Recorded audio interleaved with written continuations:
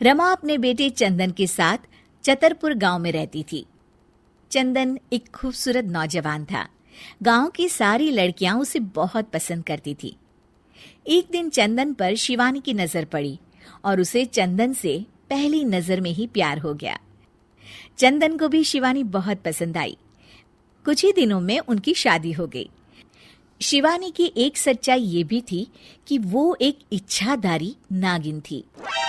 रमा को चंदन की ये बात पसंद नहीं आई कि उसने अपनी मर्जी से शादी की, इसलिए रमा शिवानी को पसंद नहीं करती थी। बहू, मैं सत्संग में जा रही हूँ, तो घर का सारा काम संभाल लेगी ना? जी सासू माँ, आप चिंता मत कीजिए, आप आराम से सत्संग में जाइए, मैं घर का सारा काम कर लूंगी।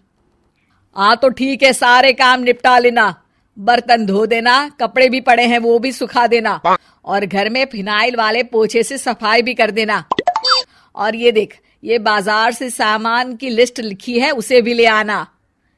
हाय, शिवानी मन ही मन बोलती है, इतना सारा काम, बाप रे, बहुओं को क्या ये सारे काम करने पड़ते हैं।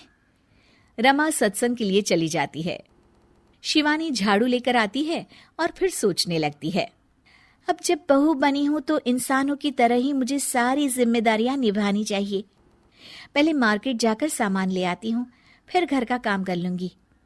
शिवानी इच्छाधारी नागिन होने के बावजूद भी अपनी शक्तियों का इस्तेमाल ना करते हुए घर का सारा काम खुद ही करने में लग जाती है।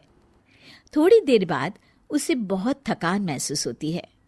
उफ़ो, एक बहू को इतना सारा काम करना पड़ता है, इसका पता होता तो कभी शादी ही नहीं करती, बाप रे। घर के काम करते करते उसकी कब आंख लग जाती है उसे पता ही नहीं चलता।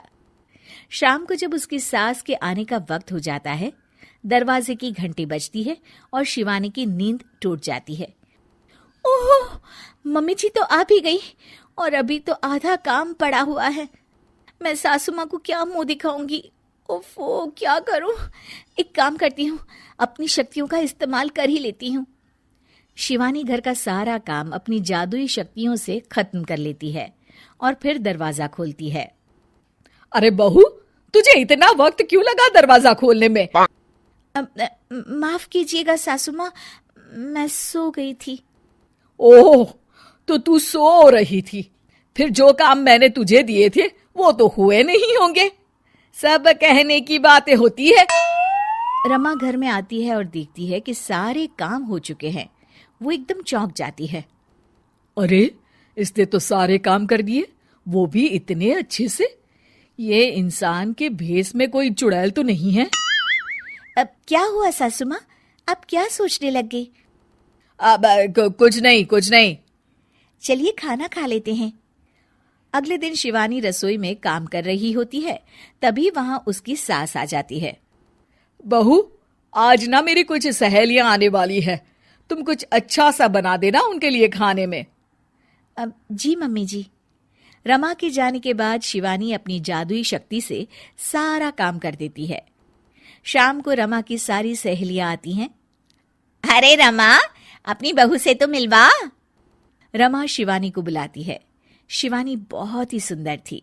रमा की सारी सहेलियां उसे देखकर चौंक जाती हैं। अरे रमा, तेरी बहू तो बहुत ही सुंदर है, अपने बेटे के लिए चुनकर बहू ढूंढी है तूने। ये लीजिए, आप ये कचौड़ी खाइए। रमा की सभी सहेलियां खाना खाती हैं और उन्हें खाना बहुत पसंद आता है।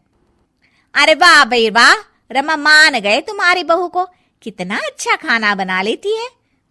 उस दिन पूनम की रात होती है और शिवानी घर के कामों में इतनी उलझी रहती है कि उसे याद ही नहीं रहता कि हर पूनम की रात को वो अपने असली रूप में आ जाएगी। वो रसोई में काम कर रही होती है, तभी उसका असली रूप सामने आने लगता है। शिवानी ये देखकर घबरा जाती है। हे भगवान, मैं तो भूल ही गई थी कि आज पूनम की रात है। बाहर तो सासू माँ और उनकी सहेलियां आई हुई हैं। अब मैं क्या करूं? क्या शिवानी का राज सबके सामने खुल जाएगा? जानने के लिए देखिए इच्छाधारी बहू पार्ट 2।